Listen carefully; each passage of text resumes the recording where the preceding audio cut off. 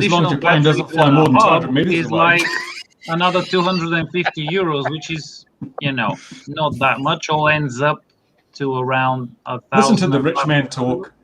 That's not that much. Money. I don't have the cash to buy this, so. But do you really think? Do you think it's sturdy enough? I've started, dear viewer. If you've come across us, now we're not going to have a great chat. We were having great chats. What were we having great chats about? Nothing other than the new DJI FPV thing, which is a very Marmite product, I think. Hang on. Ian, can you stand up again? What's that chair? I haven't seen that chair before. This is an upgrade. This chair is sponsored by Holiday Inn. This chair is sponsored by? Can you review it while you're there for us? Yeah, I'll review it while I'm in the hotel room. Excellent. So, what do you think, Ian? I mean, what games have you been playing in your Holiday Inn?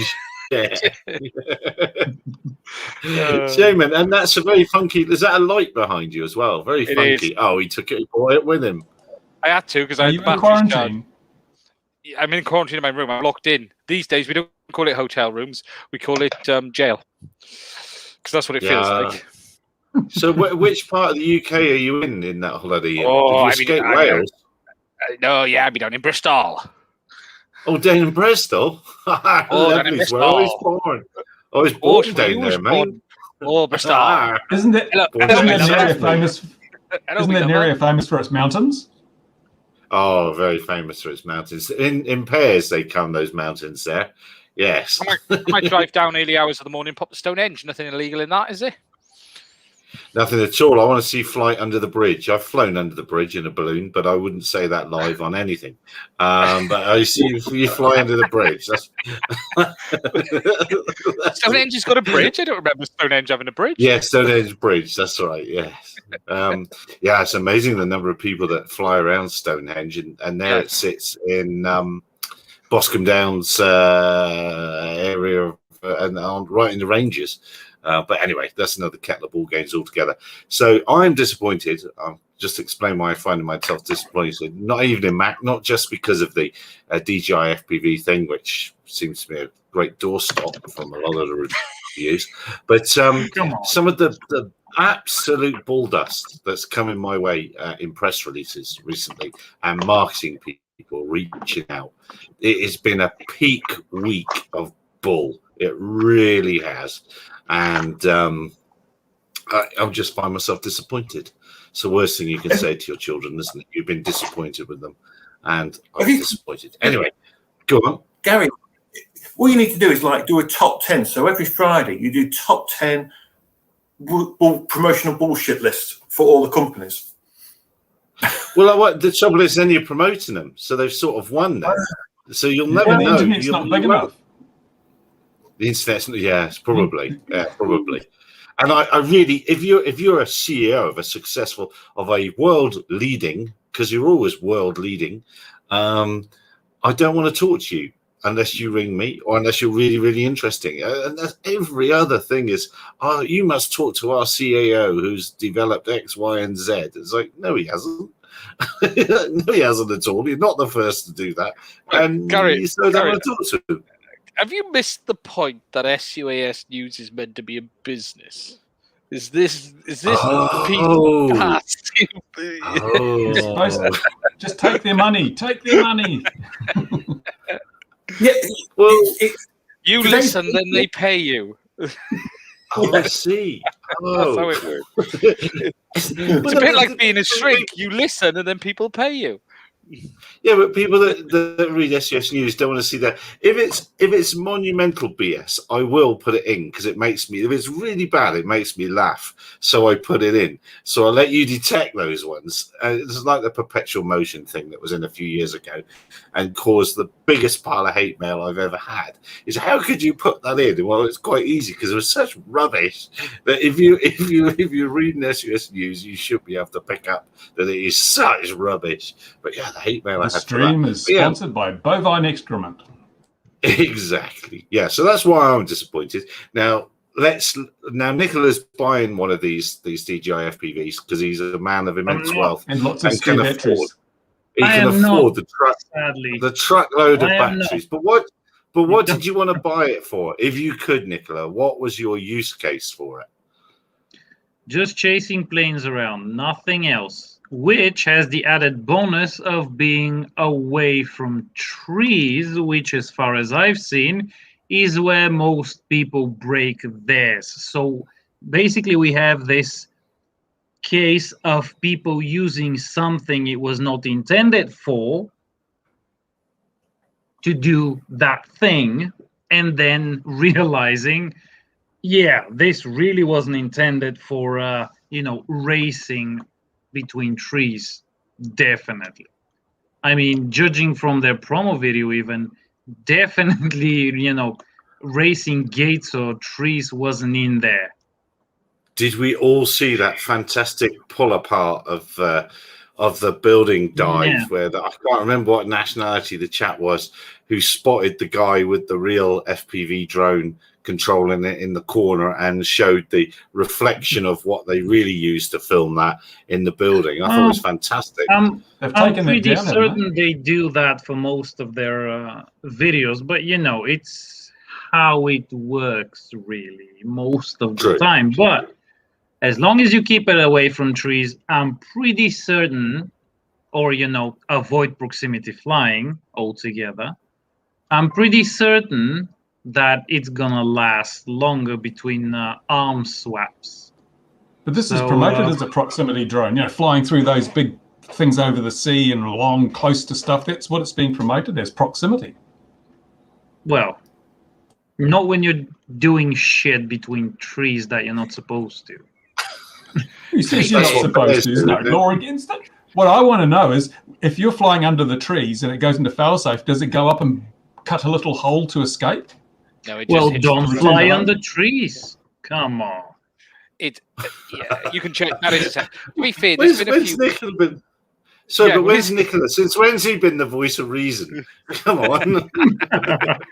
No, because my reasoning is, I've been looking at the Inspire because that one is a bit quicker than my Phantom 3 Pro, and I literally am trying to break the Phantom 3 Pro every time I take it out to do some aerial shots of one of the planes I'm reviewing. And some of these, especially the larger ones, have cruise speeds of like 60, 70, 80 kilometers an hour, and the thing just can't keep up, and it's literally busting its balls to try and keep up with these planes, and it can't.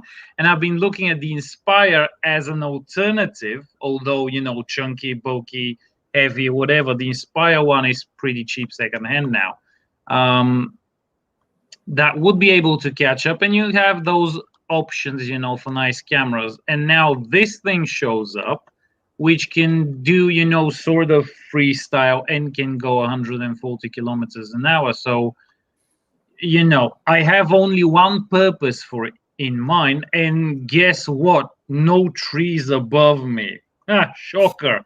So, unless I actually run into one of my planes, I don't expect a lot of damage to, which I've never done so far. But then the Phantom 3 is not the most agile thing you can fly.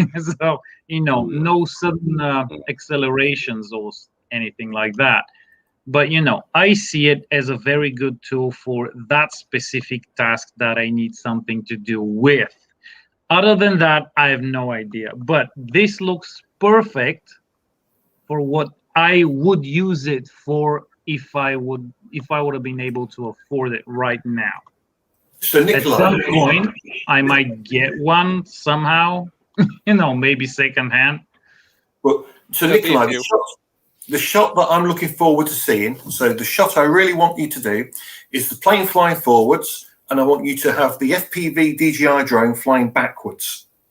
I want that shot. That shot. That's the one I'm struggling the most with the Phantom, because I have to catch up to it. I have to slowly overtake it, moving the copter, rotating it and pointing the camera towards the plane until I end up on the front. But then at the same time, I have to also move the sticks to go from forward motion to side motion to rear motion, and coordinating that shit is just a nightmare.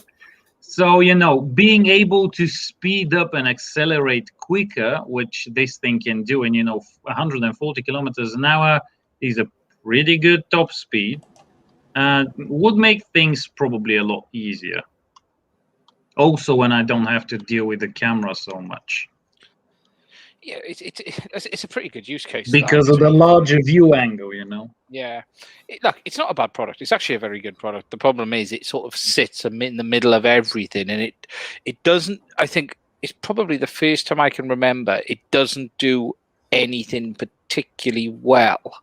And that's probably the biggest issue is, you know, it's not a great...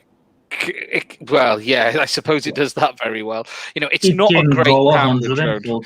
Well, it can go 140 kilometers an hour. I suppose it does that well, and I think not even the Inspire 2 can get there. No, that's 70. Inspire 2 will do 70, 60. No, the Inspire 2 is like 109 or something. Yeah, that makes sense. No, we're keeping things to DJI now, Bruce. It's a good product. It just, for me, my biggest, they've made a couple of big mistakes, and the biggest is the battery price. It was even more than I thought. You know, I heard rumors, people were saying $80, 90 hours. I won't be under 120. I wasn't anticipating Inspire 2 money, because it's the same price battery as an Inspire 2, which is crazy coin. It really, really is. But it's not terrible. There's some things I'm disappointed in. I mean, I'm disappointed in the image quality, and I need to do more on this. I need to understand it more, because it's very noisy, and I think they're doing something with the sensor. They might be driving it. The shutter speed's very fast, and as a result, you're getting a lot more ISO, and that's driving the noise up. So I need to look at that manually rather than rely on the camera doing it itself.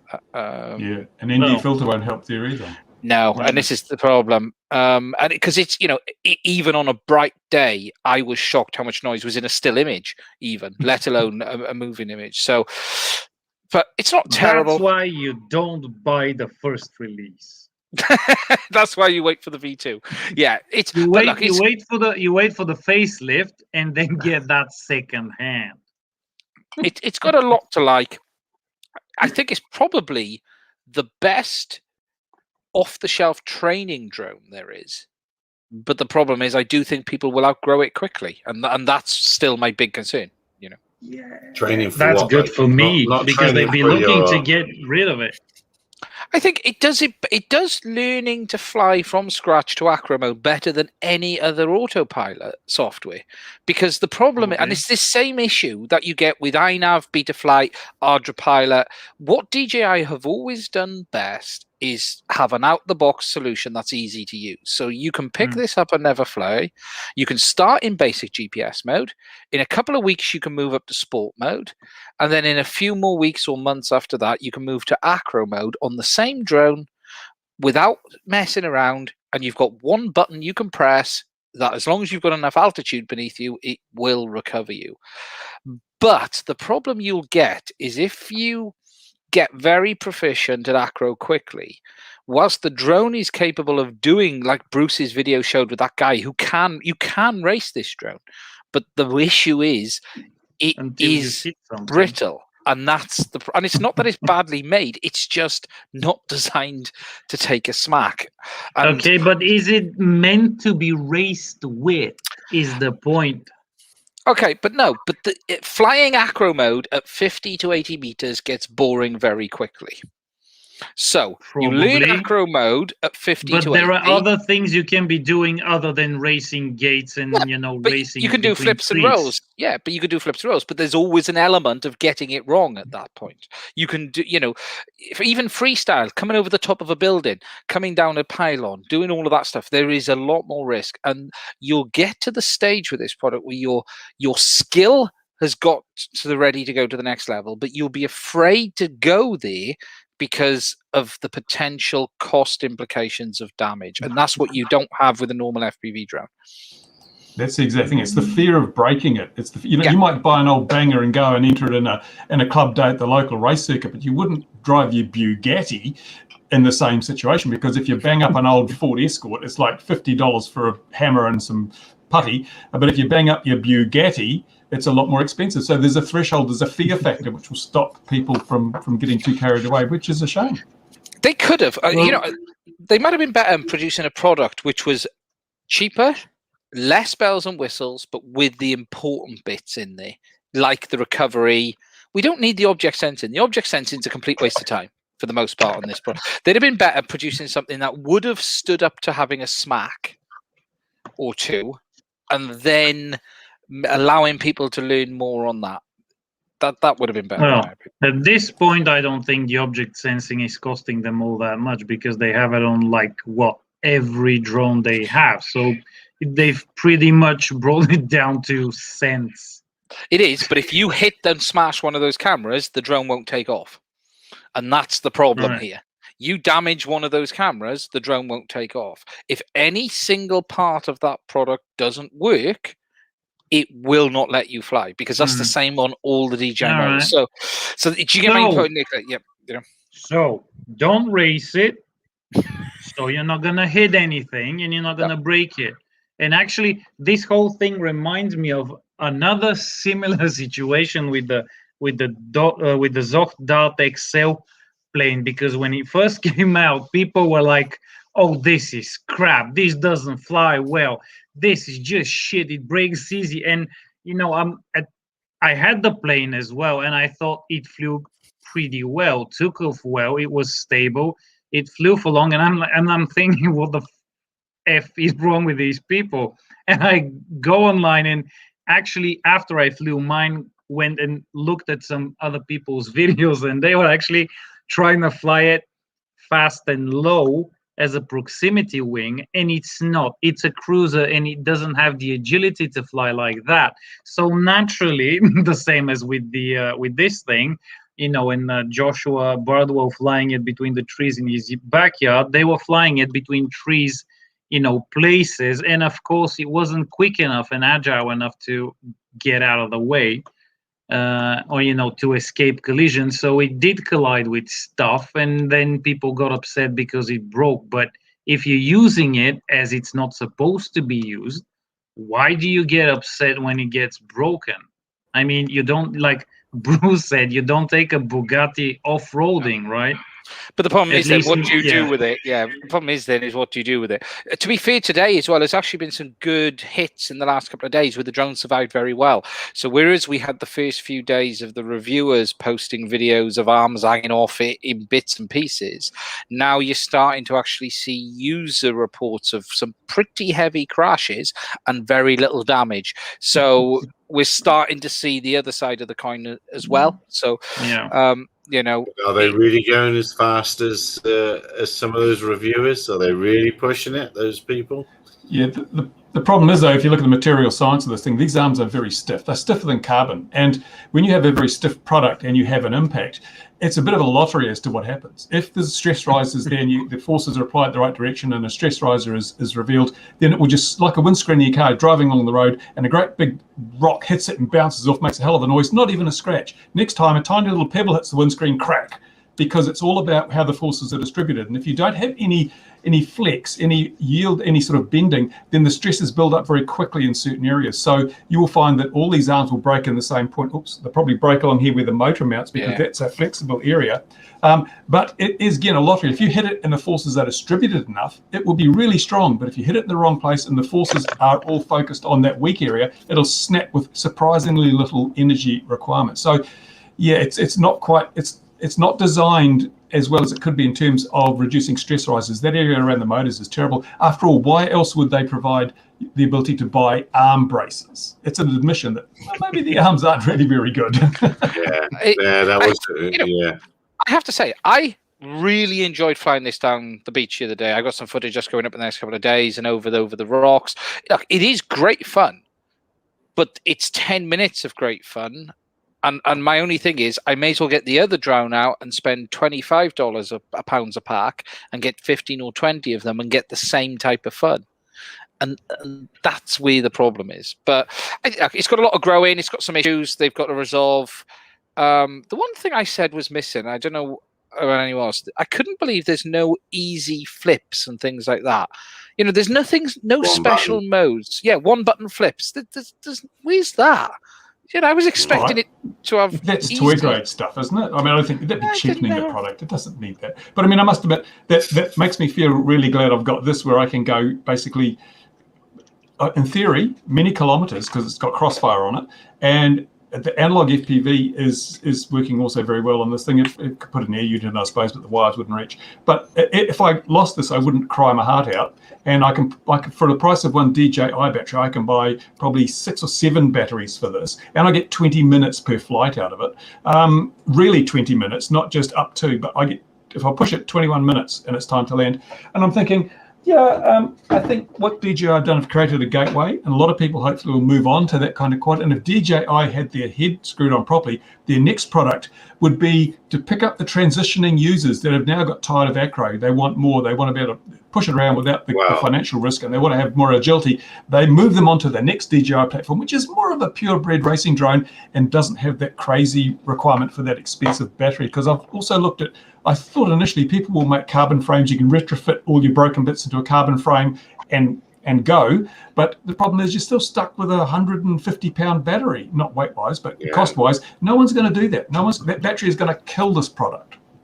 Well, we must say Max said hello to James. I haven't said hello to James. We'll be along. Please jump in if you have an opinion on this product, James, because this is going to go on a while.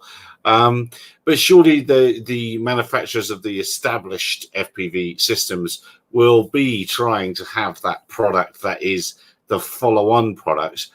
But explain again to me how you can't use the goggles with the current air unit things. Is that right, or am I getting that wrong? Yeah, you can actually. Goggles and air units, yes. With a problem. Remote can. But you can't. But then you have to rebind, don't you, Ian? Yeah, you got to rebind. Okay, technically, from a pure functionality point of view, the goggles work absolutely fine with all of the air units, but the remote DJI provide don't. So we have a situation where the V1 and the V2 goggles all work with the air units. The V2 goggles will work with this, but the V1 goggles won't. The V1 remote will work with the air units, but not this. The V2 remote works with this, but not the V1, but not with the air units. See, it's a nightmare. Is there a diagram for that? It's a nightmare if you have invested it's on in a t-shirt. Those things. It's in a t-shirt in your merch shop. That'd be a fantastic t-shirt, actually. Actually, there's a comment. Only comes in size XOS, though. There's so much stuff on it. SOS. DJI have a long history of making none of their remotes compatible with any of their drones, and you could literally have a massive chart on this. Now, okay, it's a huge mistake that the buyers of this can't simply go and buy air units and build themselves a quad and have it fully ready to go. That remote needs to work. Hopefully it's just firmware. I've had no indications from anyone what their intentions are. That needs to be made to work with the air units, period, because it is then a nice natural step to move forward.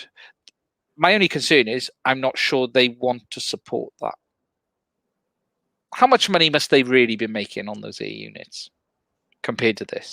I'm wondering why that battery is so expensive. It's maybe a DJI battery. Because it can be.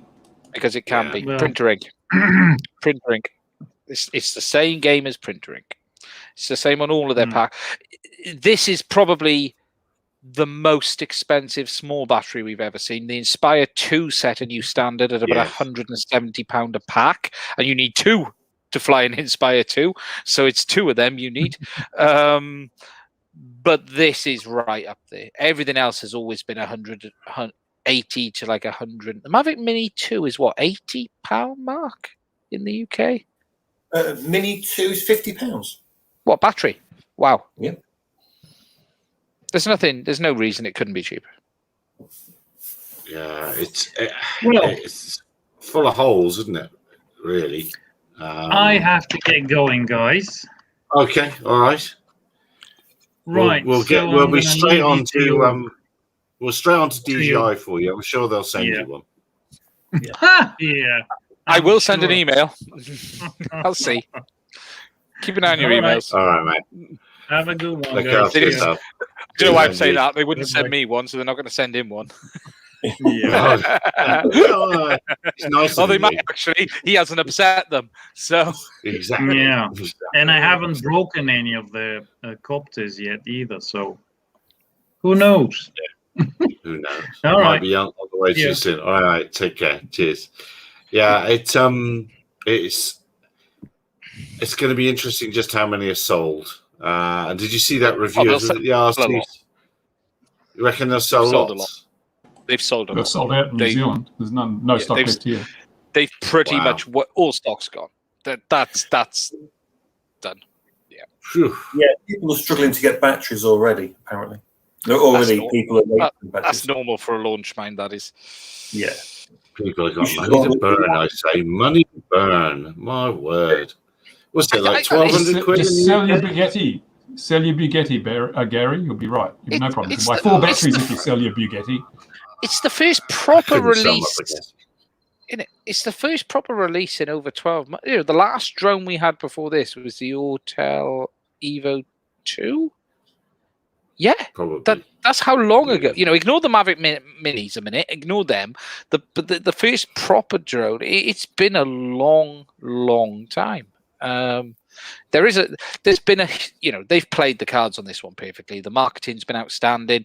You know, the leaks have been fast and furious, and I think some of that is what I'd like to say is state sponsored. Let's say,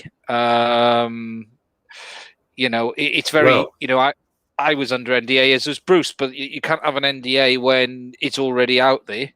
Do you know what I mean? You're sitting there going, hold on a minute. Well, that almost leads me on to something that I did want to talk about, another semi-source of disappointment. But did we notice, I've forgotten, I think it was the Wall Street Journal ran a thing about how DJI are running scared, and oh, look, here's a whole load of ex-DJI employees that want to talk about it. Yes. Who all happen to be working for Altarian now. And when you look at it, it's almost like it was written by Altarian, Yeah. that article. Amazing that, isn't it? How they can find the time to express their feelings now that they're no longer part of that empire. And again, yeah, that's another thing why I'm disappointed this week. I hope James isn't going to come and disappoint me with some Did you see news. DJI's latest FCC filing? Did you see the latest FCC Which filing? one? No. The radar. Oh, Radar? yes. Yeah. Isn't that Yeah. for the?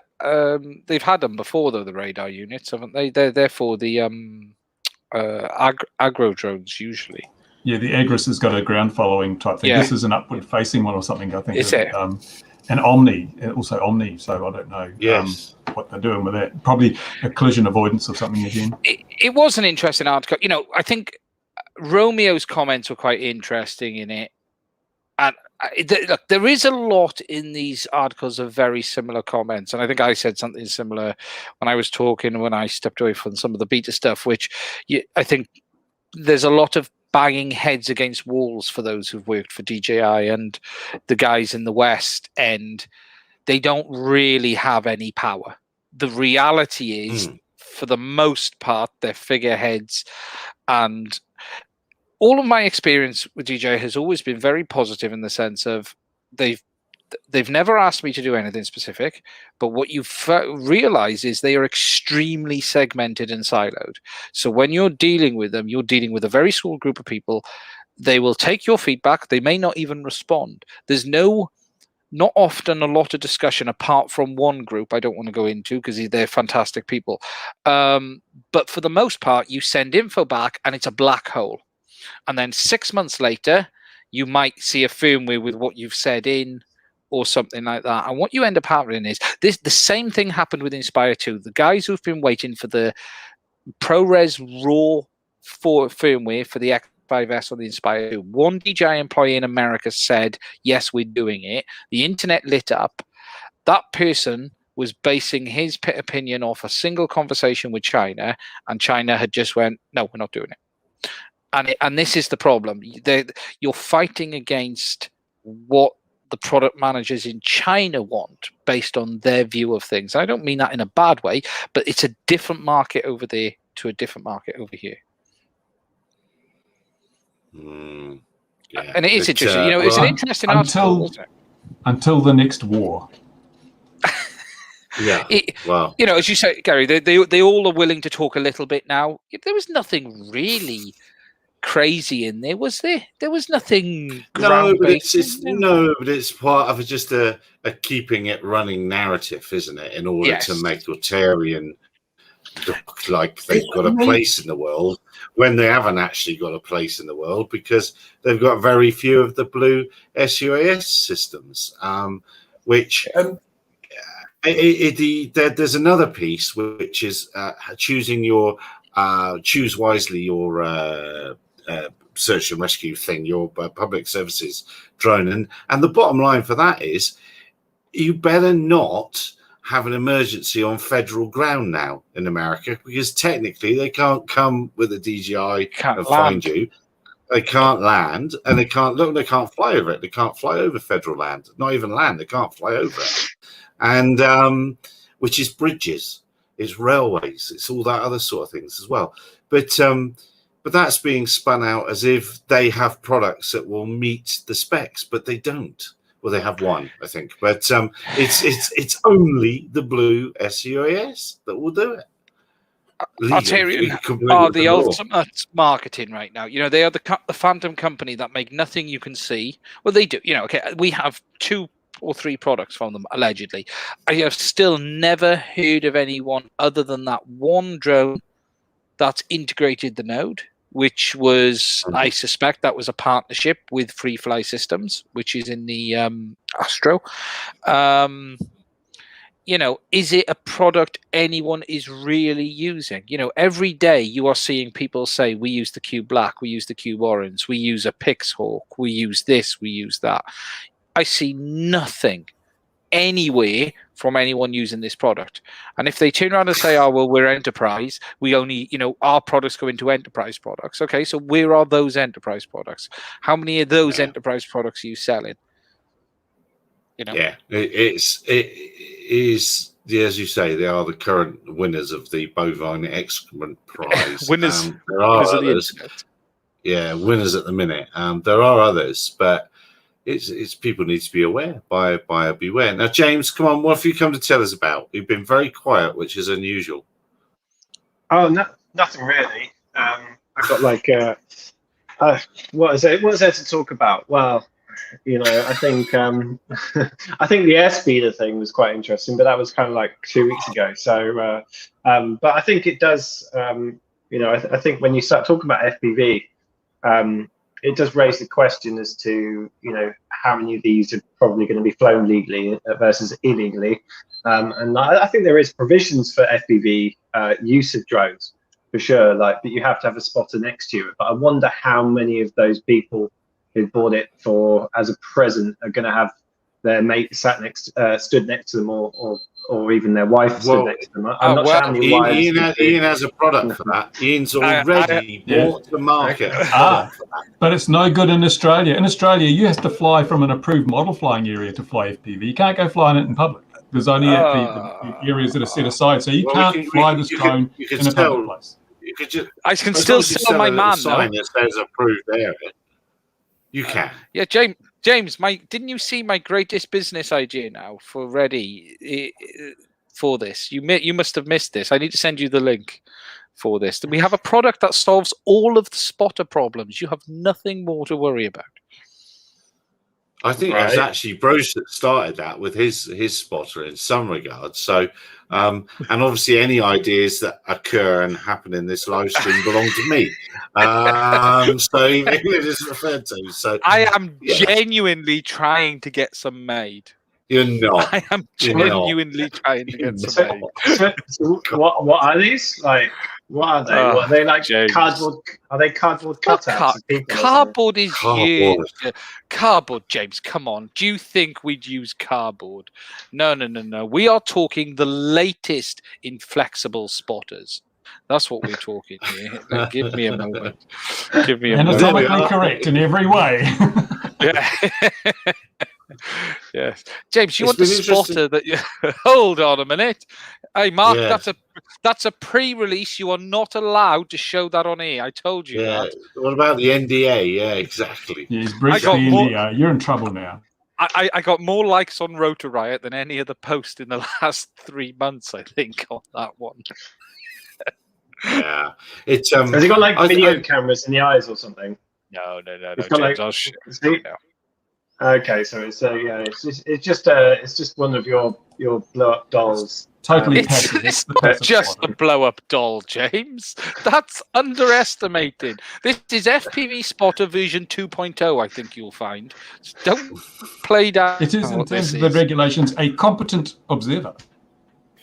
Well, the good news is, I mean, in the UK, the good news is if there's a group of you, say there's 4 or 5 of you, you only need one spotter if you're in a sterile environment. Yeah. So, the UK's got some quite nice bits on that. But how many of these do you think you could fly together? Yeah, I don't know. On 2.4 gigahertz, not many.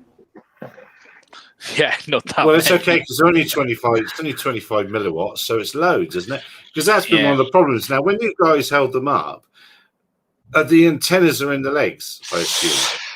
There's 2 in the front. Is there some in the back, Bruce? I've forgotten.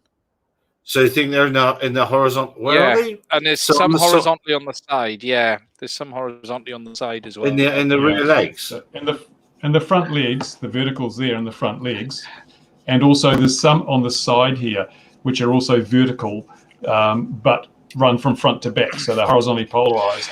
But the problem is that when you're flying this thing away from you, the vertical antennas here are cross-polarized with your radio control link. So your transmitter antenna is horizontal, these are vertical, so they're not going to pick up very much at all. And the antennas that run down the side have the null point facing you, so they're not going to pick up much at all. So if you're flying away, you're probably going to get, certainly in 25 milliwatt countries, you're going to get a few hundred meters and it's going to stop. And then it's going to go into the fail-safe mode that you've set. And the antenna on the transmitters then is a horizontal dipole. Yeah, horizontal. Yeah. Yeah, but I'm not seeing, Bruce, I'm not seeing the remote verticals. So hang on, I'm not here. So we got verticals in the front to a horizontal dipole. That's already bad news. And then they're getting out of that by canting the ones that are inside of the craft. So to give you the horizontal, but the endpoint faces you when the drone's flying away or flying towards you. Nose, so we're talking about like that bit. Yeah. So it's 2 horizontals are down the sides. Well, they become horizontal when it's moving forward. Yeah. Oh my word. And they're not. So they're not circular. They're not circular, linear polarized. No, it's all linear. And the interesting thing, you said it's the video that fails for you, Ian, because a lot of people have said we see people flying along and it just stops. It just stops dead still, and that's the RC link failing. But your RC link failed as well, though, didn't it? It did once or twice, but video has been the biggest issue for me. There's something funky, something's off. I'm not convinced it's fundamental. I don't know. I think it'll be interesting to see. I want to do more tests physically now, saying 5 gigs, 20 megabits, and send it out and see what sort of behavior we get. What other controller does DJI have that has horizontal antennas in it? Mavic Mini 2 does, I believe, isn't it, Mark? Your one? But the antennas in the craft horizontal as well. The other thing is, notice that the original DJI transmitter for the air units, it has vertical antennas, you see, even though it's circularly polarized. So I don't know what they're playing at. And the other thing is, if you get a RC failsafe, turn your transmitter 90 degrees so that its antenna's vertical. And I bet you any amount of money, you'll regain control. It's in the top. Yeah, they're horizontal, Mark. They're in. Yeah. They're in the top. So they're matched. Yeah. That seems like a day one RF conundrum, though. There's day one, week 1, minute 1 of your learning to be a ham radio type person. There's opportunity here for improvement. Yeah, and I think this is the first drone that DJI has made that may spend time, vertical in a dive or whatever. And so I don't know why they went away from circularly polarized antennas, because this is opening itself up to all sorts of problems. If you go vertical and you enter a failsafe, it's going to, because you're getting cross polarization. This is the very machine that needs circularly polarized antennas. The reason we use them on our freestyle drones is not even so much to reduce reflections, because it doesn't matter so much with this MIMO technology, but what it is it enables us to have a consistent signal strength at any orientation. Linears can never do that. Although from the video perspective, they've got it covered pretty well because they've got antennas which effectively are almost 90 degrees. So you've got sort of, you're never going to be completely mismatched polarization-wise with the diversity and the different angles of the antennas. But the RC link, there's no such diversity on the transmitter. Yeah, and oh, you're not talking, Ian. You're not talking. Yeah, really, the leg antennas are wrong as well, because when you've got it, as you say, banked over there, we're pointing back. Really, the antennas should have been in the arms on this. They should have actually have been in, because that would have given the best overall position everywhere they do. I do wonder if that's playing into it as well, because they, as you said earlier, most radio's bank angle is that. That's about the maximum the Mavics go over. So the antenna is still in a good vertical position there. Whereas this, it's, or at least it's always the person. It's always going to be a compromise, isn't it? It has to be a compromise if you want it to be fully aerobatic. If you just keep straight and level, whatever it is, you're making your whole antenna design a lot easier. Well, what I always did when I was doing building aircraft, one goes horizontal, one goes vertical. That was always been my.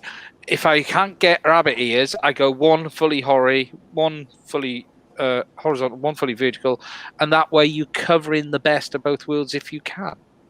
With linears, that's important. With circularly polarized, the only points where you're not going to get coverage is out the ends of the antenna and the matching point out there. They're the only null points you're going to get. And with the linear, like on this has got the crossfire, I've got my antenna angled back at 45 degrees. So when I'm flying normally, it's vertical.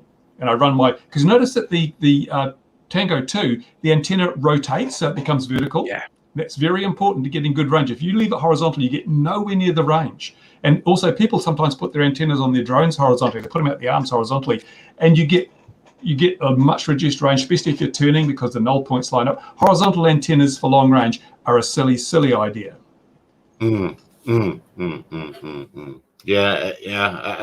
that seems remarkably fundamental. And 25 milliwatts behind you, even without a building, it's going to be an issue, isn't it? Well, even your head becomes a problem for the video signal, because if it's having to go, your head's wet and full of water, and water soaks up, that kind of frequency quite well. So, if it flies behind you, you've already lost a heap of signal. Yeah, because then people aren't getting the range out of it that they have come to expect with other things. But then that antenna design, I think. Type says one in the arms as well. Okay, Type's had one apart completely already. He thinks there's something. Done that. Yeah. The problem, if it's in the arm though, it's running very close to the motor wires, and that's going to completely disrupt the radiation pattern. Yeah, compromises all around and that sort of thing, isn't it? To keep it there always slick. There always is, isn't there? Because the antenna setup on the air units is very, very good, because you've got two circularly polarized antennas and you've got them more than a wavelength apart, and that's why I think we get such good results with the air units and the normal FPV transmitter, because you can also I also run my antennas vertical or slightly angled out, so I've got mainly vertical polarization all the way, and you get really good results. I've never had a failsafe with the air units. Let's saunter away from this one. We've given this a good 43 minutes. Let's catapult connected places, James. It seems to be lots going on there. They've put a request for people to come along with solutions and ideas for them. Is it generally moving quickly? I heard that the funding for the corridor between I've forgotten their Blue Bear and Cranfield never arrived. So would you know anything about that? There's a bit of a stumbling point with that. Is it really all that it seems, all these things? So I think there are some good things going on. I think what these kind of initiatives do is they get people talking to each other. They're really good for connecting people. In terms of coming up with solutions, however, I've not seen huge amounts right now. I think the strongest thing I've seen at the moment is the CPC's open access framework, which I think is doing some good things, but I think that's a very long-term vision. I think in terms of the short term of actually getting some of this up and running shorter term, I think that's going to take a number of years to go and mature. So I think in terms of the CPC's, what is it, request for information or something like that? I think the CIA put some stuff out as well. I think they just want to know what's out there and what they should be doing from a regulatory perspective. Because, you know, I saw there was a, what's it called, Drone Trig is the latest thing that's come out. Yeah. And some of the topics in there were quite interesting. So it's some grants. There's some 100% grants, 30 grand. They're designed for very small SMEs to like who've got cool ideas to basically try them out. And I think there's about 18 grants in total of 30K. So, you know, if anyone's got, you know, a cool idea and it matches what's on the list, then it's good. But I think the thing for me is when I looked at the list, I was a little bit like, seems a little bit specific. It seems quite specific, and I'm not sure. I think there were some good things on there, but I think, you know, I think sometimes if you try and take people down a particular path, what you do is all you do is you sort of like basically say, well, no, we're not interested in any other good ideas. So I think they're better to make these things open rather than closed to specific channel or specific topics, because otherwise you just end up with, you know, I think one of them was like more about automated battery recharging and something like that. And so yeah, interesting. I'm not sure what the logic or the strategy is behind that or why that. And I can understand from a drone in a box perspective, that kind of stuff is quite useful.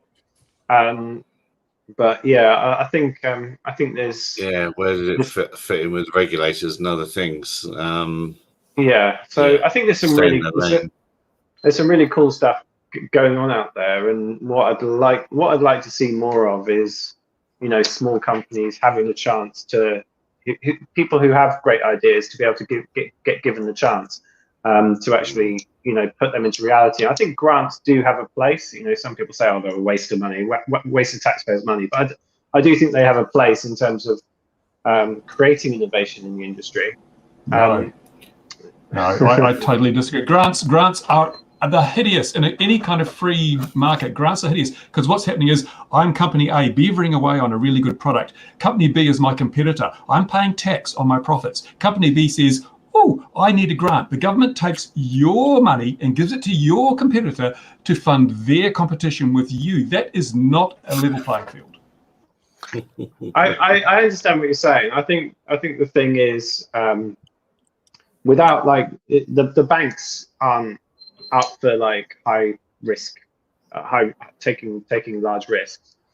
So there is a gap there in the market around, well, you know, how do you go and get some of these small businesses off the ground? You know, there are people who can develop stuff, but there's a problem between, okay, well, how do you actually, you know, to actually build a successful business which can make money nowadays is actually quite difficult unless you're selling your time. If you're trying to create a product, or you know, if you're trying to create a product, actually developing a product usually takes some kind of investment. But an investor, that's the key word. That's the key word, investment. Now, if you're going to take taxpayers' money and give it to a company, because grants are a gift, you don't have to pay them back. And so why, if the taxpayer's investing in a company and their product, why doesn't the taxpayer get that money back with interest, as would be any other kind of investment? A grant should always be repayable, not a gift free of strings. And so if the company doesn't succeed, it gets ground up, I suppose, and it doesn't get repaid. But if the company goes on and makes a lot of money out of that product, the taxpayer who has funded the development of that product deserves more than just the normal tax revenue. They deserve a return on their original investment. That's why grants are evil. Yeah, no, I'd agree with that, actually. I think, you know, an equity stake in return for the grant would not be. I think that would seem reasonable. Because what we could do is we could have some sort of television program where people all get together and decide on whether. Yeah, you could do that. Because if you take an equity stake, it's no longer a grant; it's an investment, and that's why I say grants, however you want to put it, are evil. There should be no grant. There should be perhaps investment in terms of equity stake or investment in terms of loans, but never gift taxpayers' money to a company that comes along with a really good pitch. Because remember, I've been involved in this process. I've applied for grants and I've got them, and I've seen other people do it. And it's all about how good you can spin your story. And looking at the UAV industry, there are so many people out there so capable of spinning a story with 3D renderings and promises of flights to the moon. They're the people who get the grants, and that money just disappears. The real people, the real hard workers, they're more focused on reality. They present a very reasonable, factual pitch, and they never get the grants. Yeah, they disappear into the noise. I agree with that. And there are companies who do specialize in winning grants. You know, there's people who basically sustain their business off grants. I won't mention any names, but yeah, I don't think that that's right. You know, I'd agree with you on that sense. But I do think that there is a gap there for entrepreneurs who want to build a business. Investors want traction. They're like, yeah, we want to see traction before we'll invest. It's like, well, we need a product before we can get traction, and we need the money to be able to build the product. So where's that gap? How does that gap get serviced? It's not always product. IP is what investors look for. If you've got IP that you can leverage later for maximum returns, and it's not expensive to get IP. If you can prove you've got the IP, they'll even fund it to the protection stage where you can get it patented. It's having the right IP. That's the thing that's critical to getting investment out of the private market. Well, you very much at the beginning, James, you mentioned the airspeeder debacle, which somebody just today has asked me for our chat the other week. That's gone around the industry a bit. The grown-ups at Airbus and Boeing have watched our ridiculous chat about it. I think it is not our words, but the actual incident itself has revealed some gaping holes in regulation and reality. Problems with the regulator not following up or not looking at the right things, and reality with that small company just making stuff up and or being prepared to take it out there. So yeah, why did I say that? I said that because it's just amazing. It's just what's interesting is that basically the Civil Aviation Authority and the Military Aviation Authority have completely opposing views to each other. So the Military Aviation Authority believe that there should be standardization across the regulatory process around applications and operations manuals, operational safety cases. So the Military Aviation Authority are going through a process at the moment where they want to standardize operational safety cases. The CAA, on the other hand, want every single operational safety case to be completely unique. So they want zero standardization. I'm probably being a little bit unfair there, but that's the inherent the ideas there. And the reason why the CAA have that view is because they think that unless you write the operational safety case yourself, then there is a risk that you do not fully understand the risks that you are taking when doing this. But it's not actually that. What they're doing is they're basically solving what they're doing is trying to instead of working out what the problem is, they're trying to sort of cure the symptom rather than actually going for the actual reason why this is happening. And the reason why it's happening is because just because you write an operational safety case yourself doesn't mean you understand what on earth you're doing, as has been clearly proven by these airspeeder guys. Is they wrote a safety case, went through the process, CAA reviewed it, they said, yeah, good, go ahead, and it turned out there was an inherent massive safety fault. What happens is what you do is write OSCs, isn't it, James? So, but what happens if you just plain lie on it like they did? You sure you can't? Your OSC must surely be based on truth. Yeah, well, I think it's difficult to differentiate what's a lie and what's a mistake. Okay. A lie is when you're not caught. A mistake is when you're caught. So hang on then. Okay. So hang on then. So OSCs are we write our own, right? However, the PDRAs could do away with OSCs technically because they just keep releasing new ones. And if they keep releasing new ones, predetermined, it could actually just kill off the OSC anyway, if they wanted to. I think what you'll see a transition between the more standardized OSCs moving towards PDRAs and the level of complexity of the OSC becoming more and more complex over time. So it's going to be, the OSC complexity is just going to increase, and then the level of PDRA is also going to increase, and they're going to be chasing each other. So I don't think you're going to do away with the OSC, but what you will do is you'll see some of the more simple ones convert into predefined risk assessment, which can then, you just go off and do some training and you follow these set of rules and you get this kind of permission. So there'll be a whole chocolate box full of different PDRAs which you can pick up and use as and when you like. But yeah, I think the issue is that at the moment, you know, with OSCs is the whole what they're worried about is that the pilots don't understand the risk unless they write it themselves. And my kind of counter argument to that is, well, you know, just because someone writes an OSC doesn't mean there are 20 other pilots who are flying for them have read it. You know, well, how do they understand let's look at that one? But let's look at that one. They said that there'd be at least 4 fail-safe switches on the field. There weren't. They said there was redundancy because there was 4 propellers. They said there was, I can't remember some of the other things they said, but they said loads of things in that. The power output of the radio was completely different because they couldn't use the frequency they used in Australia in the UK. It was just utterly wrong. So there's what they handed in was completely wrong, and that the CAA took it at face was completely wrong. So where does the buck stop? If that thing had hit the house, it would have been, let's even park hitting somebody and killing someone. If it had hit the house, it would have taken, it was just 30 meters away. It would have taken us to another level of an incident. And where would the buck have stopped?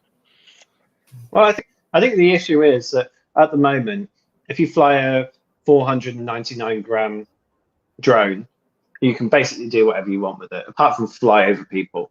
Under the open category, you can do that. As soon as you get to 501 grams, then suddenly you have to write, 200 pages worth of documentation, have it assessed by the CAA and scrutinized.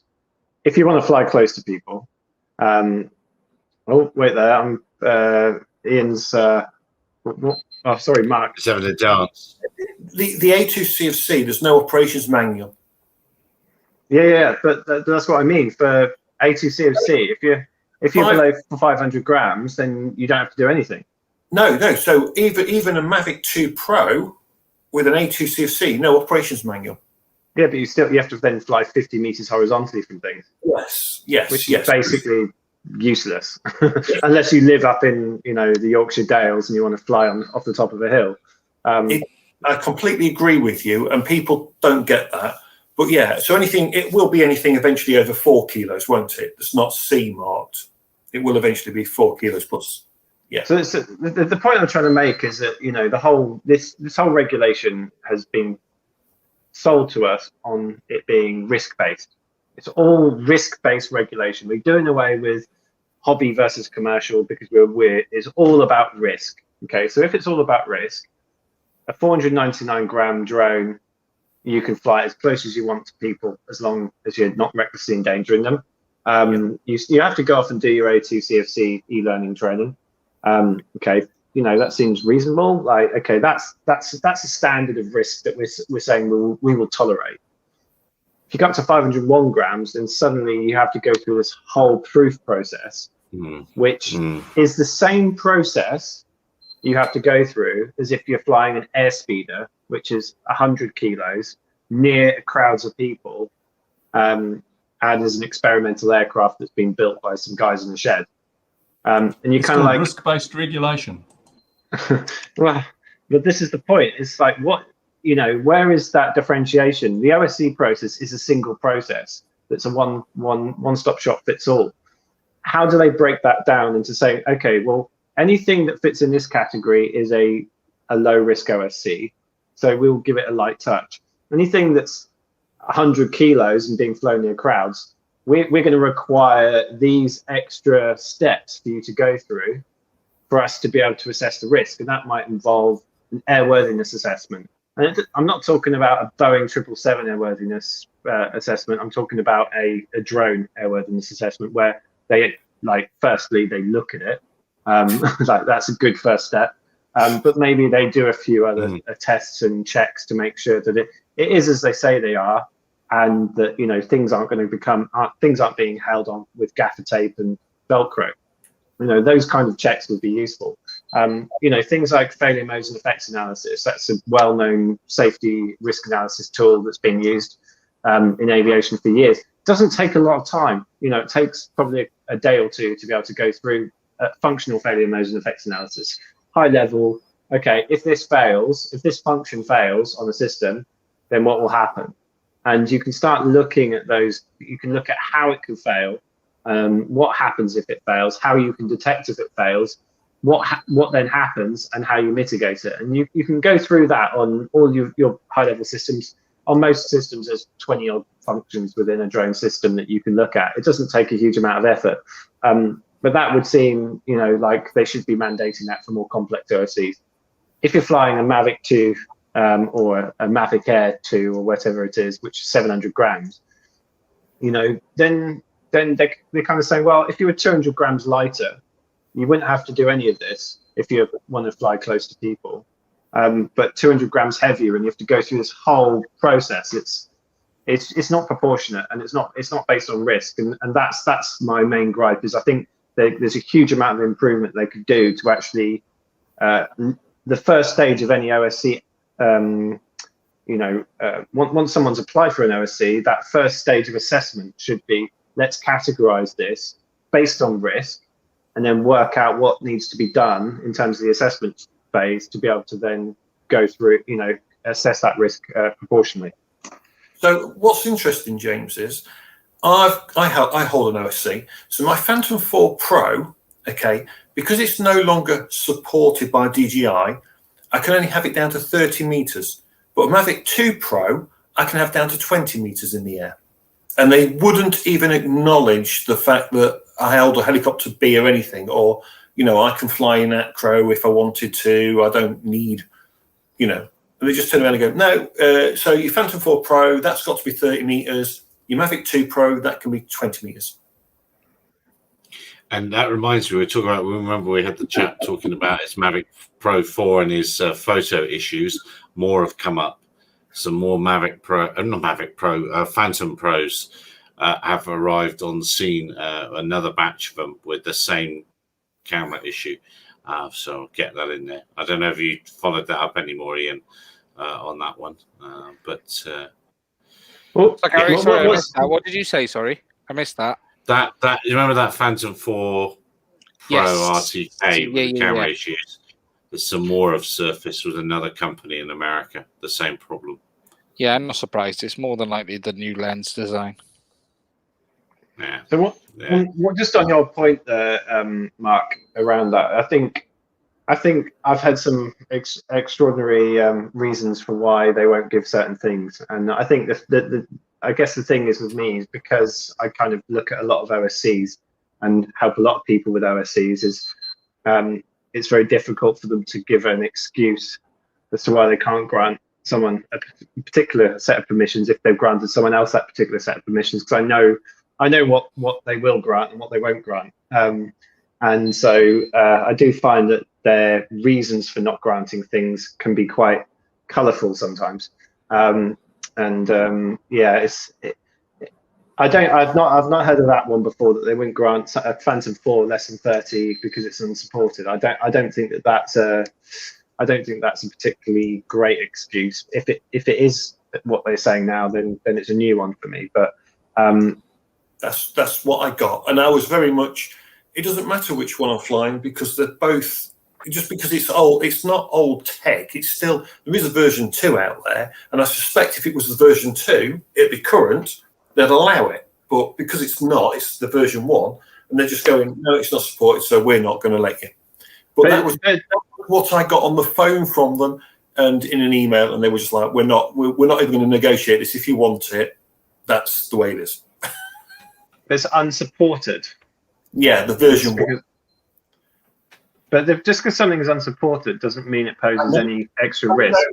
I know. Because it actually means that probably the firmware is a lot more mature than something which is brand new and is supported.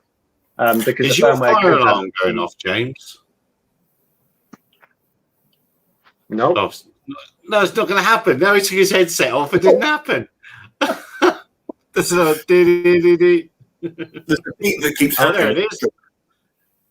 Wait, I'll take one ear off. I don't know what's going on. But yeah, like I think the thing is, I've heard this from the CA. I won't mention names. Oh, it's a dishwasher. Yeah, I've heard this from the CA on many occasions. I have heard this from the CAA, and they've said just because one operator, basically just because one operator is able to go and get a certain outcome doesn't mean that another operator will. And it's not necessarily down to what you put into your operations manual. There's a lot of factors that go into that assessment, and some of those I'll keep talking, but I'm going to turn the dishwasher off so it doesn't keep going crazy. Yeah, there you go. There. Yeah. So there's a lot of things which go into it, and one of them is what kind of what is it you're trying to do? So if you're saying that, okay, I'm going to do roof inspections, this is what I'm doing, then they've got a better idea as to who you are as an organisation and what it is you're going to be doing with the drone. If you want the same kind of permissions, but you want to do anything, you want to do mapping surveys, you want to do ecological surveys, inspections of towers and all the rest of it. You want to say exactly the same exemption, you pose a slightly different risk. So there are some legitimate things that they are taking into account. There are some things which I think are illegitimate reasons, which I won't go into the list because otherwise you'll be asleep by the time I'll finish the list. But I think in general, they've got a tough job, the CAA. They're under-resourced, massively under-resourced at the moment. There's people waiting 6-9 months to go and get their things assessed at the moment, which is just insane. And it shouldn't take them 6 months to look at an application. If they were a business, they'd be out of business by now.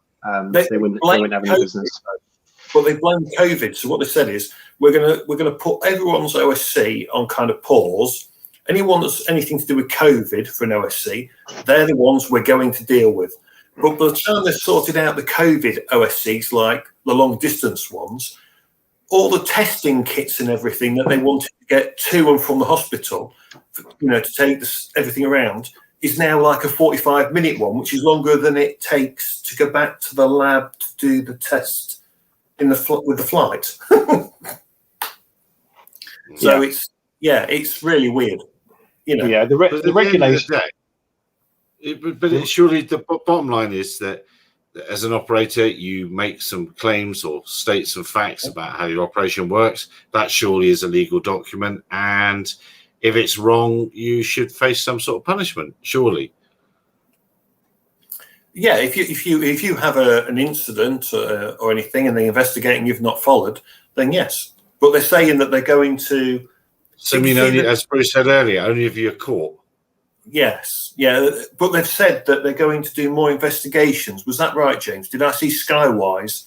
There was something in Skywise where they said we're going to do all this because after the airspeeder incident, they turned around and says, "Well, we're going to do more of this, like looking at aircraft and this, that, and the other." But as James says, they don't have the staff and they don't have a knowledge base, and they don't have the knowledge base.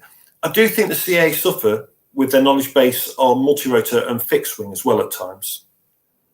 But with the A3 open category, I wanted an OSC originally to go like 1 kilometre with a believer. I'll never apply for an OSC now because I don't need to. In the A3 open category, I can just chuck that in the air and fly. There's no problem. Yeah, it's all. No, I don't know how to sum this up other than both parties are going to come to the party. Both sides are going to come to the party, and if dishonesty is found, it should be properly punished with a big stick. And that airspeeder thing started before the thing even left Australia. I mean, the company itself was deluded in thinking that that was anything like fit for purpose. So that speaks to all sorts of things. The problem is, at the moment, regulation is the bottleneck. Technology is not the bottleneck. Technology could do some really cool stuff, and we could be doing drone deliveries now. There's nothing to stop drone deliveries from happening, and all of the really cool stuff we hear about that people are doing trials on, that could be reality for a lot of industries. I think there's still some business models which need work and some use cases, but those things will improve over time. Things will become more efficient as more automation comes in. The costs will go down, and more and more use cases will start coming into that business model. But the problem that's stopping at the moment is the CAA are very, very slow at doing things. And what does that do? That just stunts the industry. Fair enough, I'm completely on board with the CAA doing rigorous checks because they're keeping the people safe. We don't want suddenly, loads of delivery drones flying around everywhere, and then someone develop some kind of electromagnetic pulse thing, which basically knocks out every single drone and they all fall down to the ground, or something crazy like that. We need to think about the risks. Once we start getting them out there, then we have a problem if the risks aren't thought through carefully. But the problem is, it's not my spark gap transmitter away then. It's not, the problem isn't the amount of time that they take assessing the applications. If they took 4-6 weeks to assess an application, I'd be like, okay, fair enough, that's fine. The problem is the time it takes them to start to start assessing an application. And if that's taking them 6 months to start assessing an application, that's not good enough. I don't think that's good enough. That a business, you could have a startup business who is literally they're hanging on for dear life, and the CAA slowness has basically shut them down overnight. And the reason, why did your business fail? Oh, the regulator was taking too long to start assessing my application. And I don't think we should be in a position where that should be the case. And it's not as if that people who are applying for these things aren't getting, aren't paying for the service. They are paying for the service, and they're getting good hourly rates, £280 an hour. Would any of you turn that down? Who would like £280 an hour? Because I don't know who does their pricing scheme. I really don't. Their pricing scheme is outrageous. So, if that was me and I was earning £280 an hour and I had a long queue of people wanting to employ my services, you know what? I would have HR bringing people in every day, interviewing them to try and go and get people in to go and service that work. Because when does that 280 quid clock start though? Well, so you pay for up to 5 hours, you pay £1,800. So that's £360 an hour. After that, you pay £280 an hour. I can't remember the exact figures. It's in the scheme of charges, but I thought it was 17 hours we got. It's a reason why they're not doing it, because it's a typical government quango where the money doesn't actually end up in anyone's real pocket, so no one actually cares about the money. The money just goes into a pot that no one ever sees. And when they're sitting there on 17, 18, 20, 25 grand a year, some of these guys will be on. Oh, no. Not my problem, mate. No, that's the bosses. And never underestimate the prices of coffee and biscuits going up all the time. Not my problem. Why should I be worried about it? Most of the people in these kind of departments are on the 50k. Roughly. Yeah. They've got a lot of young people in there as well at the moment. They're not on 50 grand. There's a reason. Maybe as a case officer, you could be a little bit lower than that. But yeah, I think the point is though that they're just severely under-resourced, and it's quite difficult to. It's quite difficult to, I guess, they must be struggling to get the people applying for the jobs. I can't think that, especially in the time of COVID, when people are losing their jobs left, right, and centre. right, a bit of security in a job would probably be. There's probably a lot of people out there thinking, "Yeah, I'll take that. That's 40 grand a year." James, it's not even as simple as getting the people in. They probably take a year to get it past HR to agree even a position. Because it's a government, if a position is created, that creates a hole within the pension scheme, and they have to be able to prove that it stays forever. I suspect their biggest problem is they can't get past the cogs to even get positions created, let alone fill them. They just can't get, trying to create positions in a government organization is almost impossible these days, especially with spending cuts. And then they're going to have someone that's got the knowledge base, because that's going to be a pain to a degree. Yeah. Yeah, I hear what you're saying, Ian. It'll be corporate mass. Yeah, it's the corporate mess which will be affecting it. It's not, they've got the work, they've got the money ready to come in from the work. They've got no one to do it, and I suspect HR will be sitting on their hands going, there's no budget for any more heads. But the business logic is, yes, but the money will come in for them as long as we service the work. But that isn't how government organizations look at things, unfortunately. One word, outsourcing. Good afternoon. Yeah. Welcome to the civilization. Oh, God. Yeah. I was just reading the FLIR Ion M440C, and that's what confused me. Of course, that was the Altivian 440C. I for a moment had thought there was a new one. K King Cresso, I'm not sure I'm saying that right, I was asking about what do we think about the FLIR Ion 440. Well, it's one of the blue ones. There's your choice. It's that. It's the Skydio thing. It's the Parrot. It pays your money and takes your choice, really, is what I think of those. If you want to inspect something over federal land, them's your choices. So that's, I don't know, anyone else want to say anything about that? The blue UAS? No. No, I like the orange one. Yeah. You're like, oh, you can't have an orange one. You can't have an orange one. You can only have a blue one. Yeah, so that used to be Altivian, and of course FLIR bought Altivian. So here's a question then. So the blue the blue drones, really fixed wing versions? Yeah, the Altivian thing, as it was. I think their fixed wing made it into the thing. Hang on, am I wrong? No, I'm wrong. Till no, it's only multi-rotors. So they're all multi-rotor. Oh, brilliant! Yeah.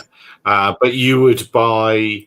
I think you would buy something from Air Environment if you wanted to make sure you stayed on the side of legal.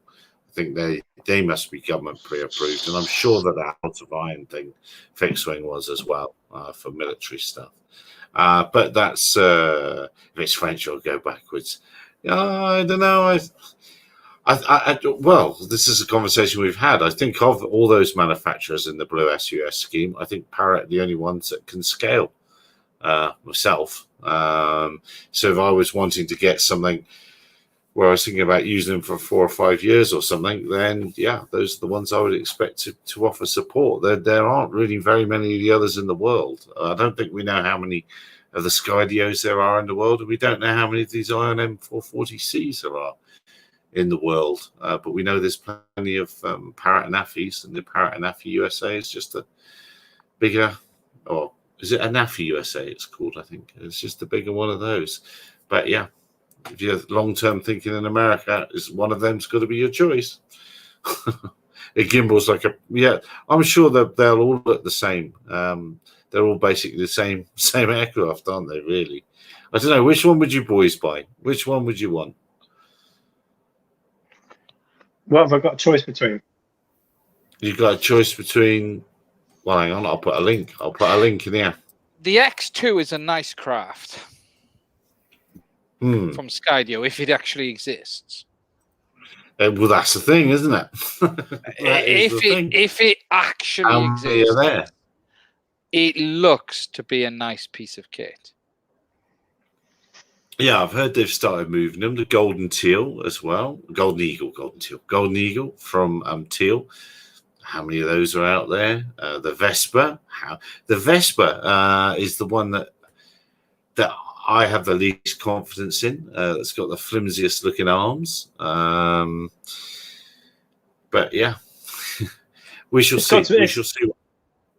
It's got to be the Skydio, isn't it? Like, that's the coolest thing going at the moment. You know, like I see the Skydio as just being, you know, technologically a level above everything else. You know, DJI's got some sensors, some collision avoidance sensors on it.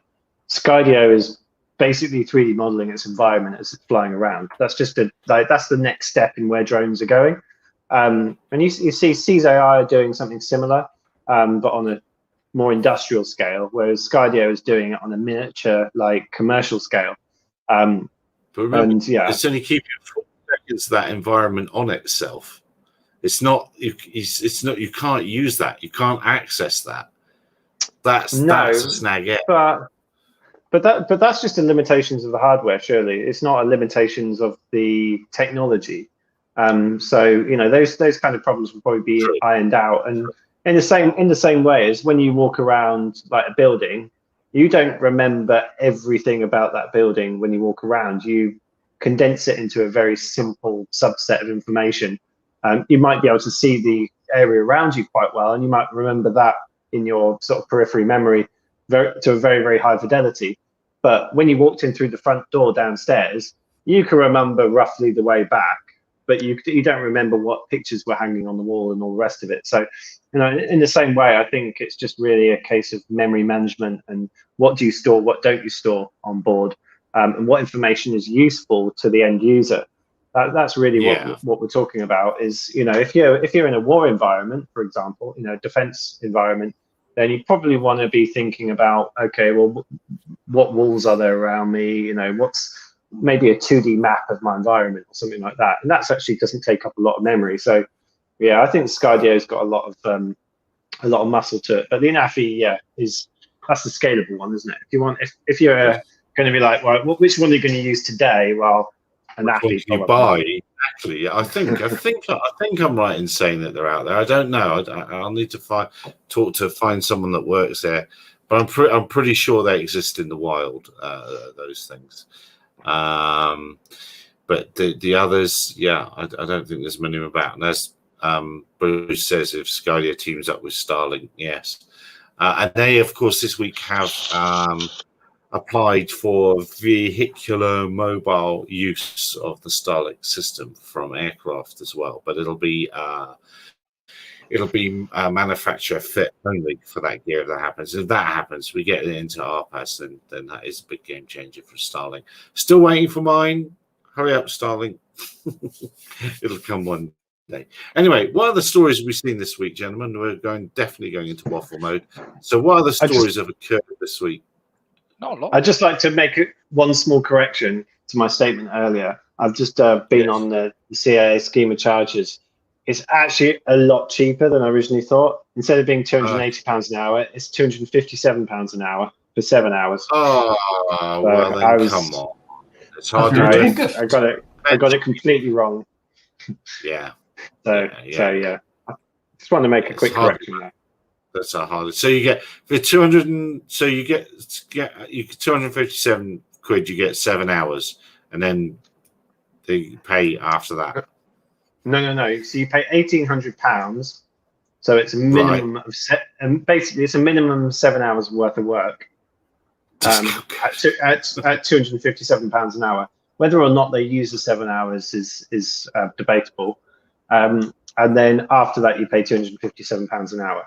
Although the new scheme of charges that looks to be coming in is going to be reducing that somewhat down to, I think it's like £1,000 or something from memory for the more simple overseas.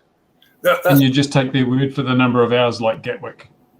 Yeah. Well, what they go, as I understand it, James, so the PDRAs, they're £1,000. So when you apply for PDRA 02, So the O2 version, that's when it's £1,000, but the OSC price still stays as it is if it's not inside PDRA O2. You still pay the 1,800 quid. Because I asked them about, because I asked them and I said, well, hang on a minute, PDRA O2, I can't fly fixed wing that slow. It'll fall out the sky. 150 kilo fixed wing, it can't fly that slow at the speed limit you've put in there. I said, so how will you get an OSC or whatever for a fixed wing? And they turned around and says, oh, you have to apply via the OSC route and not through the PDRA. But that's like 800 quid more. Yeah. When I went and got, I'll start it till I finish. And it's not really very important either. When I got an air operator certificate for a manned operation, I had to go to Pretoria, and I had to have, it was mandated that I had to have an aviation lawyer sat next to me, and that cost me 500 quid for this person to sit next to me and do absolutely nothing. Didn't say a word, and we were in and out of the office to about 5 minutes, but that was 500 quid just for. So aviation, all I was trying to say is aviation has got long tradition of just taking money for no good reason. Yeah, well, I think with some of these things, I've said with the with those predefined risk assessments is that there's a lot of there's already, I think, 2 out at the moment. It's like anything above 25 kilos and then basically your old PFCO. The problem with this approach of waiting for the CAA to come up with new PDRAs is that it's going to take a long time. I think that's clear. It's going to take a long time. And are the CAA probably what kind of incentive of the CAA to go and get these right, get the terms of those right? What other option have you got apart from using the CAA's PDRA or the OSC process? And what was really the big thing for the drone industry was back when the CAA said, well, okay, if our rules aren't good enough for you, you come to us with your own rules and we will assess that and we will tell you whether we think that's safe or not. And that was the OSC process. Well, why could the PDRA process not be the same and have RAEs propose what the PDRAs are and the CAA assess them? Because then you start getting into a competitive marketplace where basically a lot of the OSC stuff starts moving across to the PDRA scheme. The RAEs are incentivized to make sure that those PDRAs are useful for their operators, because if they aren't useful, then people aren't going to buy them and buy the training associated with it. You might end up with a bit of a mixed market, but I think there's some things, it might become a bit messy. That's the only risk, but I think there's some things that you can do to mitigate against that. But that to me would seem like a better approach. And you're almost getting into the territory of sort of delegated authority then, but I don't think it is delegated authority. It's just an extension of the OSC process, really. Well, wait until you see the next YASA ones. The next 2, wait till you see them. If you've not seen them, wait till you do. That's all I'll say. Are they good? Or are they basically are they so restrictive that they're like, okay, well, you can fly in a congested area. You can fly, in any congested area and do whatever you want as long as you aren't within 100 meters of a person. Or something like that. It's just like, right, okay, well, that rules out all congested areas. But yeah, I've seen some of the standard scenarios, and basically they're useless as far as I'm concerned. I've not seen a single standard scenario where I've thought, okay, well, that could be used. It's kind of like, okay, well, you can do extended visual line of sight as long as you aren't within 50 meters horizontally of any person, and you have to make sure that you are highly confident that there isn't going to be anyone within 50 meters of your flight in that period. Well, okay, if you're surveying crops, yeah, okay, you could say that. Anything else, I can't really see it being used for anything else. I think standard scenarios are going to disappear anyway, because even YASA will just end up with PDRAs eventually. I don't see him running both systems. Yeah. What's needed is innovation. What's needed is like innovation in the regulatory field. And at the moment, I don't think regulators are good at innovating as such. Well, I don't think Bruce, they're not incentivized. Haven't you forced a new regulator in New Zealand? Haven't you got someone on the team now? Well, it's looking a bit like it because they've changed the director of civil aviation. There was an interim one, I think, and now they've got a good one. And he has posted something very, very interesting. Did you read that, Gary? The page I pointed to on the private chat. Go and have a look on the private chat and read what he has said in his first briefing. I'm going to post it into the main chat as well, and I'll read it from there. So I'll probably go into multiple things. The person has said, it's taking a long time to post. Much of the aviation regulatory framework is built on prescriptive rules, and indeed some of these are not always fit for purpose. That can't be right. At times, the rules will stop someone doing something that is perfectly safe but constitutes a technical breach. This is where it is important for our teams to increasingly use their judgment and discretion about how we continue to enable activity that is safe. Now tell me I'm not making a difference. Tell me I'm not making a difference in high places, eh? you made that all up. You made that all up. No, there's a link. There's a link to the page on which it's posted, which has got his picture and everything. And CAA emailed this out to everybody just yesterday. And they're wanting, please test the Orca FPV with Ghost. There we are. That's what's being requested there. Is it April the 1st? It must be the April the 1st CAA edition. It's very close, and they are ahead of us in New Zealand, so it must be what it is. Yeah, common sense. I was never going to catch on, is it? We need to get. What's the name of this new person? We need to get him on here talking to us. That'd be an excellent idea. Actually, I think we should try that. You should contact him and say, "Hey, Airbus watchers, love what you've written there. I'd love to have a chat. Tell us what you mean, if you dare." Yes, I'll do that. I'll try and do that tomorrow. Now, we are definitely running around the houses here. Has anyone else seen anything else before we depart? Going one. So I think the only thing I'd like to add is I think that having seen what's going on with the EU regs or EASA regs, should I say, that have come in, I just think it's been a total and utter balls up. And I don't mean to say that, but I think what they've done is massively overcomplicated something that should have been very, very simple. They wanted to do anything to change it. They already had a distinction between sub 20 and sub 7 beforehand. Okay, well, let's do away with that. But let's just do sub 25, sub 4, sub 1, sub 250. Fair enough. Have different rules for those. But let's not just have all of these different, for sub 250, you have to have this. You can only fly at this speed. You can only do this. You can only do that. You can only do that. There's just so many other, you've got transitional open categories. You've then got you've then got the actual categories. You've then got C markings. You've then got specific categories. You've got PDRAs. You've got standard scenarios. You've got LUCs. You've got operational safety cases and SORAs. You've then got all the acceptable means of compliance. For the ordinary drone operator, you'd have to spend a year and a half reading through all the documentation to have half a chance of even understanding any of it.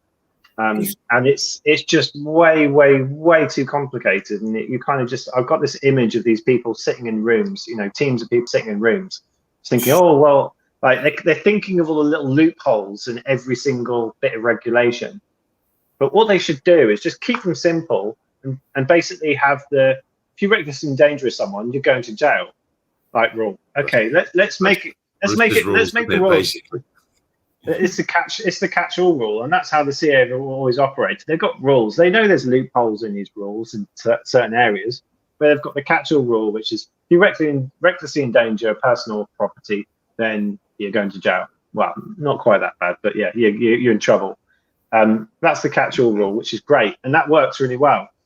Keep the rest of the rules simple, because like Mr. Joe Blogs isn't going to have time to read through 1,000 pages worth of AMCs and general guidance documents and implementing regulations, delegated regulations, JARAS, SORAs, and it's just mad. It's absolutely mad, and I just think that they've massively overcomplicated it, and they should really simplify it down to something that's a lot easier to digest. I mean, and the crazy thing is, right, they've given us the transitional period, okay? How on earth can you say that after 2 years, an aircraft that's been down to a set distance is suddenly unsafe and then has to go to another category over there? That is crazy as well. That aircraft hasn't suddenly become unsafe. In those 2 years, it's probably got the best firmware and the best, most up-to-date firmware it's ever going to have. But a new aircraft that comes out, a C-rated one, well, hang on a minute, that's going to have quite a few firmware updates to begin with, isn't it? As we all know, it's not going to be any safer, really, is it, than the one that was, Are we really starting to talk about hoping that regulators are going to be sensible and reduce things? Really going down that rabbit hole. Well, the thing is, New Zealand leads the way. The thing is, what they've done is they've come up with theoretically the best regulations in the world. Like, they're fantastic. Theoretically, they're fantastic. If you could follow the rules down to a T, they're actually really good in a lot of ways. There's some faults. Don't get me wrong. It's the practical implementation of them that is the problem, because people are just going to fly. How many of those people who have just bought the DJI FPV drone are going to sit through and read through 1,000 pages worth of AMCs, implementing regulations, delegated regulations, and all the other gumph that comes with it? Bruce is the regulation guy, so if anyone needs some help, he'll help you out. But yeah, I just don't. I think there's a gap between what is good regulation and what can be implemented and enforced at the end of the day, because they can't enforce it. If you're a police officer, you must be absolutely baffled, because you're just kind of like, well, what can you and what can't you do anymore? Because they see someone flying a drone in central London, it's like, oh, it's a Mavic 2 Mini, it's fine, it's sub 250 grams. It's within the open category under the A1 transitional 250 gram category, which means I can fly it at this speed, these distances, as long as I adhere to that article, and it's got this on board, that on board, and they're just like, yeah, we're going to go and speak to that guy down the road. Yeah. I've got a card. Drop me I've got a card. Yeah, Bruce, we'll have to get Bruce to get in touch with you, King Presser. I can't say that. Look, it is time to go. Thank you very much, dear viewers, wherever you might be in the world. Wear a mask, wash your hands, stay away from other people, be safe. I look forward to seeing what this week does for DJI FPV drone reviews, because I think we're going to see the first two flying ones from Ian. Because I don't think, have you actually shown a flying one yet, Ian? I don't think you have you yet? Or have you? No, that goes live when that goes live Thursday, but that's really just a sit down. I did some filming out and about. I'm not really going to bother reviewing the product. There's no point. I've shared most of my thoughts on the live stream and everything. You're competing for views. It's bad enough now. They put this in the hands of everyone and their son. I think for me, I'm just going to continue on the content of info around it rather than out and out reviews, because you get lost. Did you get the YouTube email, or was it a spam one? The YouTube email saying we're all going to go onto the American tax system. Yeah, they're going to. Yeah, I got it too. They have to. I think they have to put withholding tax on if you're not. We have a reciprocal tax arrangement with the USA and New Zealand, so I'm seriously tempted just to piss off the Inland Revenue to say, take 24%. I just claim it back here against the taxes I owe. So it means I don't have to actually pay tax here. It'll be basically paid in the USA, and New Zealand will never see it. But due to the reciprocal tax arrangement, I've paid my taxes. Yeah, I've put mine. Yeah, we don't have that here. It's paid. No, so you're gonna all that advertised revenue you're gonna lose, Gary. It'd be taxed twice. Yeah.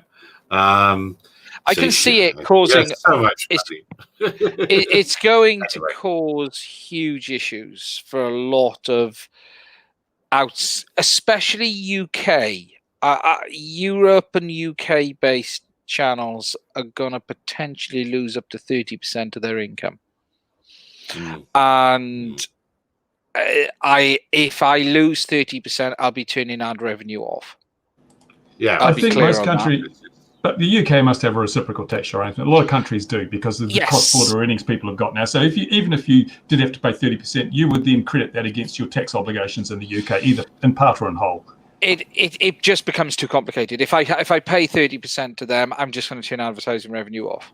Because I'm not going to support them. I'll just do it that way. Yeah, this is going to give those alternate platforms a real boost because the people that are marginal now are thinking, they might say, right, this is it. This is the final straw. I'm bailing, so who knows? To be fair to YouTube, it's not their fault. It's a government. This is the US government. We can still blame them, though. We can still blame. It's a US government doing a raid on tax. This really isn't YouTube's or Google's fault. To be fair, I had Patreon send me the same thing probably 9 months ago. Yes. And then they said, it doesn't apply to you. So it may not apply. And Google's is very complicated. That you actually have to fill in the form because I've done it tonight. So I actually did it tonight myself, Gary, because I thought, this is interesting. Now, I believe it's done in such a way. I've done it correct, and we'll have to see what happens. But no, if I end up paying 30%, I just won't do ads, and I'll cut all the income off because at the end of the day, if I lose 30%, it's not going to be worth having the ad revenue. It's that simple. What'll be interesting is when everyone's using Bitcoin. And then the tax man comes along and says, give us your money. And you're like, no. They're like, Bitcoin network, force him to give them money. Sorry, we can't do that. It's not possible. It's better just pay them in Bitcoin. Pay your tax in Bitcoin. If it's good enough to be taxed as a revenue, it's good enough to be a form of payment. If it's not a form of payment, then you can't tax it. Absolutely. That's a good place to stop because I'm letting it roll on. Let's stop it now because we're letting it rolling on as we often do. Guys, thank you very much. We'll see you next week. News about 1 o'clock, about 1500. What GMT was about 1300 GMT every day, roughly. Look after yourselves. The guy that wants to contact me, if you go to my About tab on my YouTube channel, there's an email address you can get there to cut hold. There we go. There you go. That's the way to do it. Look after yourself, everyone. Take care. Cheers, everyone. Bye-bye. Bye-bye.